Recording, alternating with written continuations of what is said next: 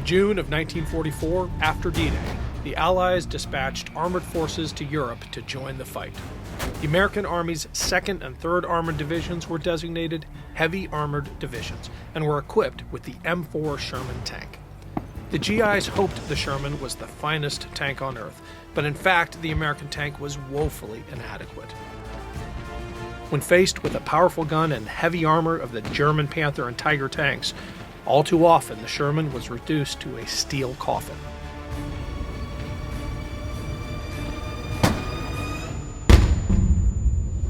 Hi, I'm Ken Harbaugh, host of Warriors in Their Own Words. Bert Close was a 19-year-old Sherman tank crewman. During the war, he was forced to bail out of 4 destroyed Sherman tanks.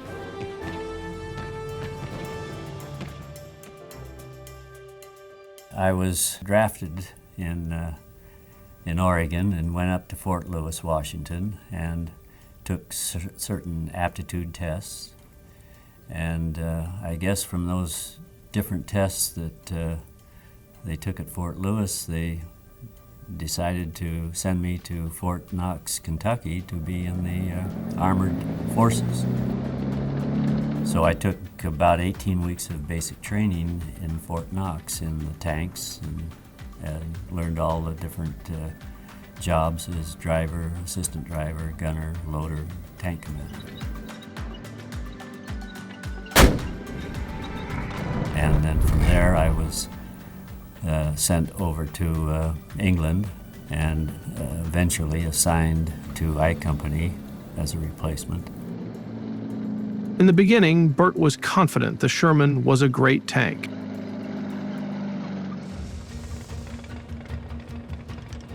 I have letters that I wrote home when I was at Fort Knox, and my folks saved all my letters, and rereading my letters, I said that the tank was great. We were told it was the best in the world. Might be noisy, but it was really a wonderful tank. And I believed that right through all the time I was in England before we went over into France.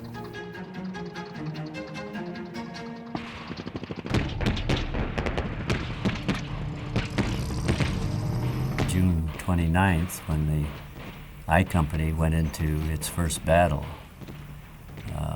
there were 16 tanks in the company, and 12 of them were destroyed in the first day's battle. Most of them were knocked out with German bazookas with a range of about 25 yards.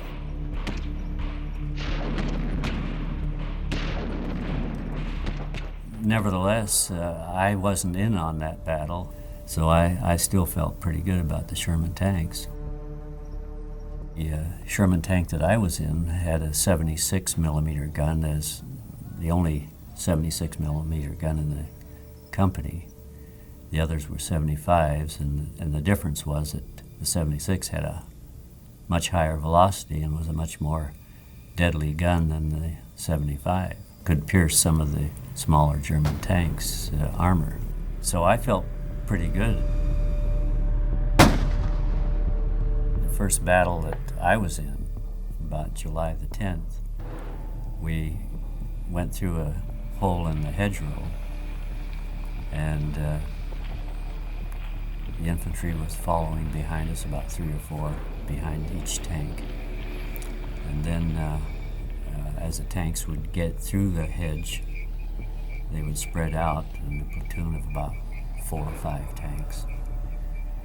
And on this occasion, in July 10th, the tank in front of us, I guess we probably got through a couple of fields, and one of the tank gunners hit a attic in a house that was probably several hundred yards away and just blew the attic to pieces. It could have been a place where a sharpshooter was, or a spotter was giving instructions to German artillery or something. Anyway, we went through these fields, and the tank in front of us, maybe 30 yards in front of us, was hit and started burning. So all the crew got out of that tank, and we started backing up. And one of the, I think it was a bow gunner in the tank in front of us that was hit, stood right out there in front of our tank and gave directions with his arms, motioning the driver how to back up into the hole in the hedgerow that we'd come through. And then P-47s hit that area. And just maybe 100 yards, 150 yards in front of us, 2 or 3 P-47s came in and strafed and bombed that area and blew up what was ever there in the way of artillery. And we moved into a village. Well, the villages in France, of course, the streets were very narrow, and the buildings on each side rose maybe 2 or 3 stories above our tank. And while infantry was running from door to door, covering each other on each side of the street, we were firing at the end of the street or with 76 cannon, and I was firing machine guns. Just didn't see anybody, but just in case there was anybody that wanted to pop out, we would keep them down. But there was a place for bazooka men who could have jumped out of a window up above us and hit us with the bazooka, and there would have been no way in the world that we could have stopped that. So, in a sense, every time we got into a tank, knowing what we'd already been through, we knew that it was, in a sense, a suicide mission. But nevertheless, I think each of us felt that we were rather invincible and wouldn't be hurt or killed. And that's what kept us going. I think if we felt otherwise, we would never been able to get into a tank and fight. And that's when I joined Lafayette Poole's crew after that first battle when his bow gunner was killed. Tank Commander Lafayette Poole is considered a top tank ace of World War II, destroying 12 enemy tanks and 258 armored vehicles and self-propelled guns. Lafayette Poole, when I joined the crew, was just another tank commander, another tank staff sergeant and platoon sergeant. And he had been in 3rd Armored Division and I Company of the 32nd Regiment for probably 2.5 years. Trained in Mojave Desert and in Indian Town Gap, Pennsylvania, and Camp Pickett, Virginia. And that crew had all been together, but nobody, was in awe of anybody else at that time. They all knew each other very well, and they knew their families to some extent. So Poole was just like every other tank commander and every staff sergeant when the first battle started. I didn't even know Poole or the crew when I joined him on about the 1st or 2nd of July after the first battle. And he was smart and he was quick. He was a Golden Gloves boxer, and I'm told that he even fought a exhibition round in England with Joe Louis. So he wasn't afraid of anybody, but nevertheless he wasn't cocky. He didn't. I was a buck private, and the others were all privates or corporals. He was a staff sergeant, but he never pulled rank. Everybody knew what they were supposed to do, and they did it, and they worked together very well. So he wasn't a macho type at all. And we used to kid him, and sometimes we'd call him Lafayette, we are here, I guess the World War I veterans or soldiers did to the French soldier. And we would kid him, and of course he was always willing to take a joke. And nobody took anybody seriously, really. except when we were in the tanks and going down the road, and then things got pretty tense. The first time I was with Poole in this was his second tank. It was my first tank in the Mood. It was a new tank. It had replaced the first tank that had been destroyed. And this was what I thought was a new tank, at least. It had new white enamel paint all inside. And it smelled good and looked good. And it had a 76 gun, and I thought this was really a great tank. As we were about to start into action, and we were right on the verge of, we were probably within range of every German gun that was sitting out there, but nevertheless there was no action occurring at that time. And I had been moved up from bow gunner to the loader's position, and the loader's position was empty. Going through the German Siegfried line and the Dragon Teeth, I Company, like every other tank company, lost a lot of men and a lot of tanks, and so we were short-handed.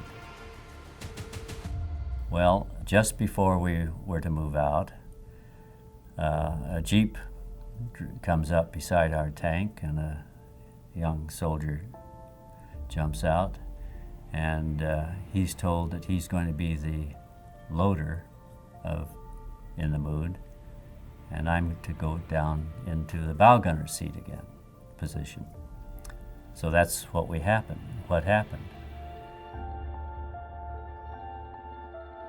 I don't know how long it was after that before we really started out. It might have been 10 minutes, 15 minutes before we moved out. Well, we moved out, started going forward, along with all the other tanks, I assume.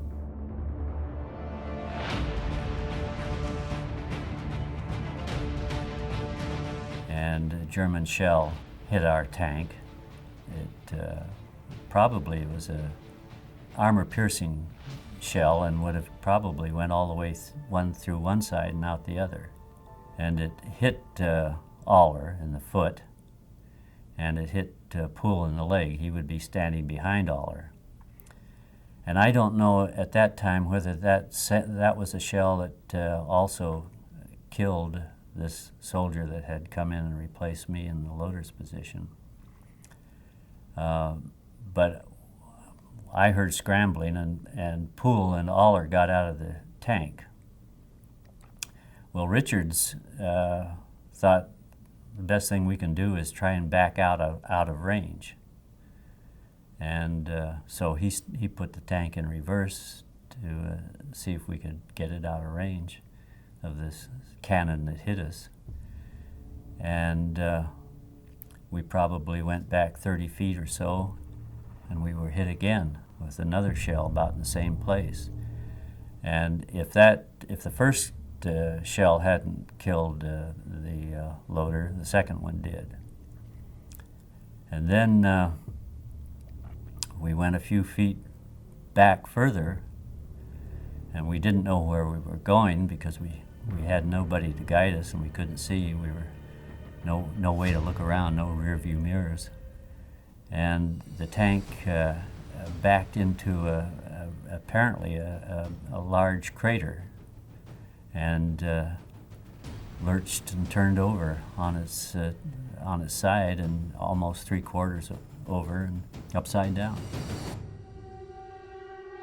And we pulled, Richards and I pulled the loader out of a hatch, but he was dead by the time we got him out onto the ground.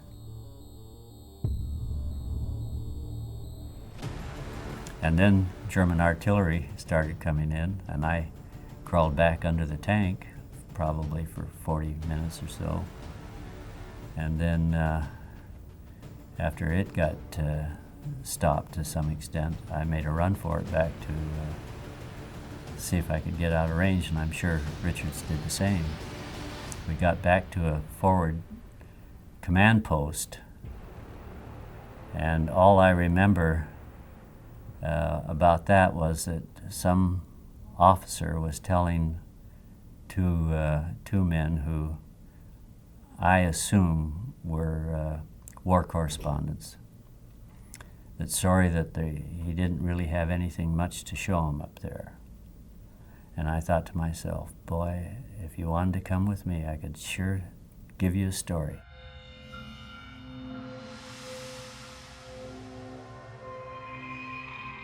And later on, we looked at the tank to see what had happened, and this projectile had hit the mount, a gun mount that held the cannon in place when it was going down the road, but which was flat against the face of the tank at this time.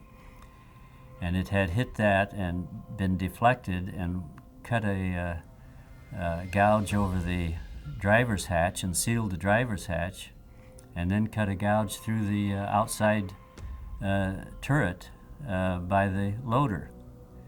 And we discovered that after we were able to get out and look at the tank, and we saw what had the damage that had been done on the outside. But the damage on the inside, all of the new white enamel paint had either been shaken loose or peeled loose from that explosion. And I happened to be down on my knees looking for 76 millimeter ammunition. I thought it was a good time to start praying. So when you consider an explosion that would knock the paint off the inside of a tank, that's a pretty good explosion. We got out of that all right.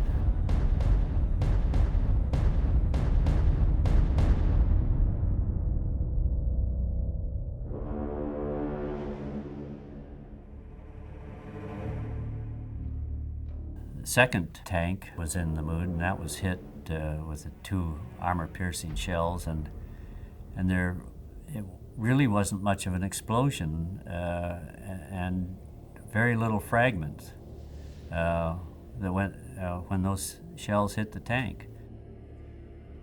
They must have hit the turret, because that's the shells that killed the loader and then hit Poole.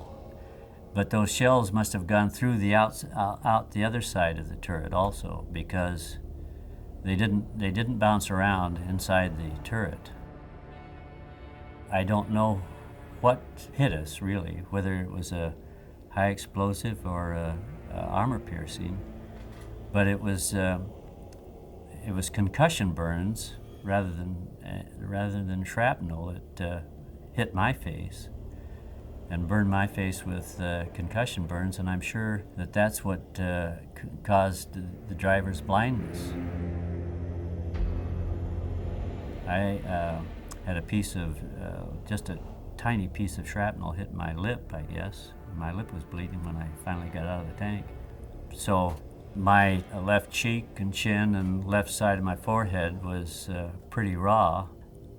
So I was sent back to the hospital after getting star blades to the first aid station. And I was taken care of there for about 10 days or so, and sent back to the company, returned to the company, and I was looking forward to getting there because I was waiting for my mail.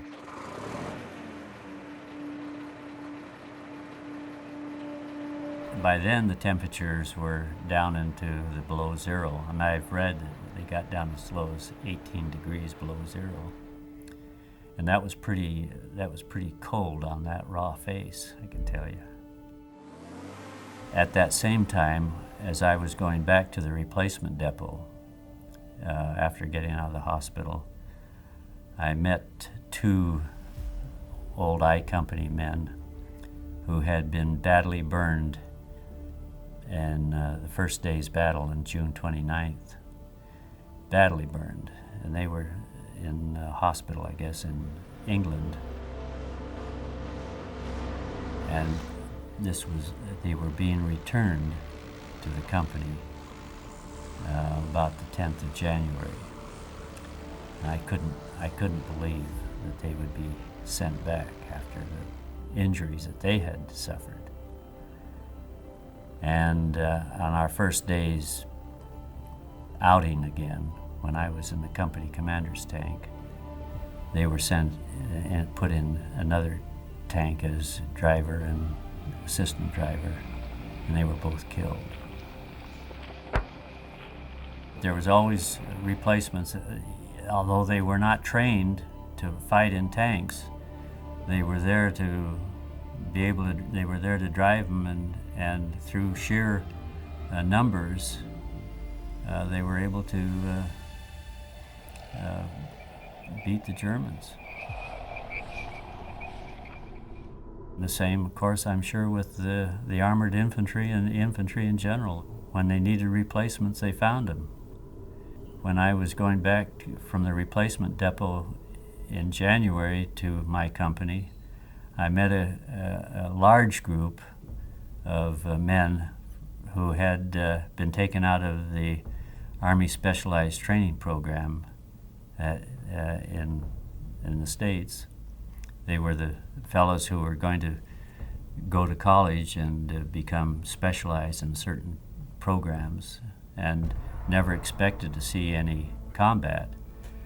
And I met them in the depot. They all had their brand new Garand rifles and new uniforms, and they were about ready to go up to the front.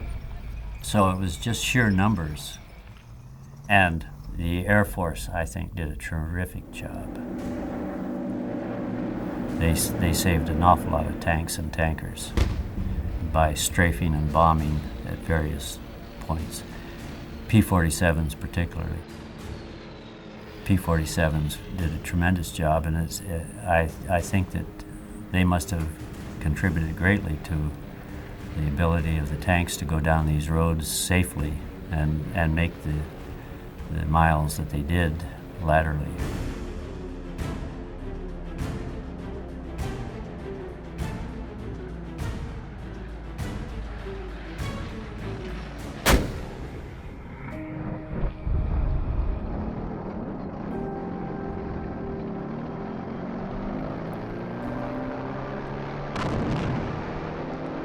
My feeling towards the Sherman tanks by January of 1945 was pretty much a feeling of disgust, and it had gone from being something I really thought was a great tank until it was just a piece of junk, really. I think the problem was that the Sherman tanks, as I have since read, were designed really to fight ground troops, not German emplacements or German tanks. And my feeling was that there was no reason to use Sherman tanks in the hedgerows when they could be destroyed by bazookas at a range of 25 yards.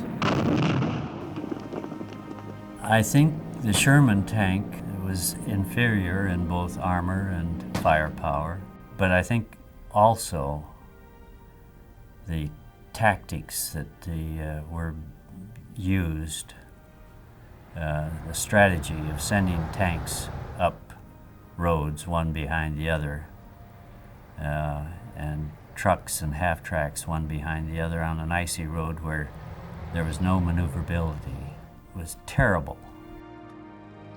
It just seems to me that there must have been another way to have fought that battle.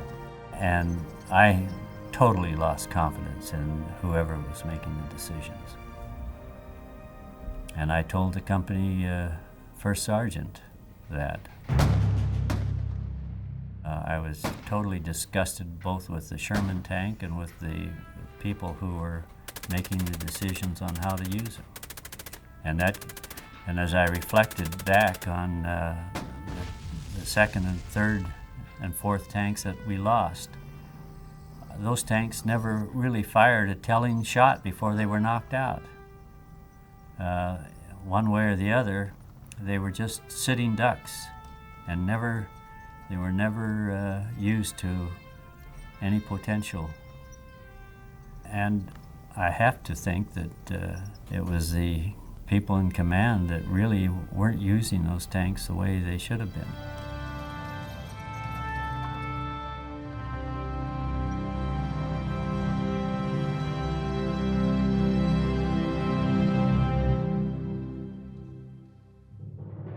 That was Sherman Tank crewman Bert Close. Warriors in Their Own Words is our attempt to present an unvarnished, unsanitized truth of what we have asked of those who defend this nation. Thank you for watching, and by doing so, honoring those who've served. This program was produced by Evergreen Podcasts and Documentary.tv. I'm your host, Ken Harbaugh. If you've enjoyed this episode, please comment, share, and subscribe below.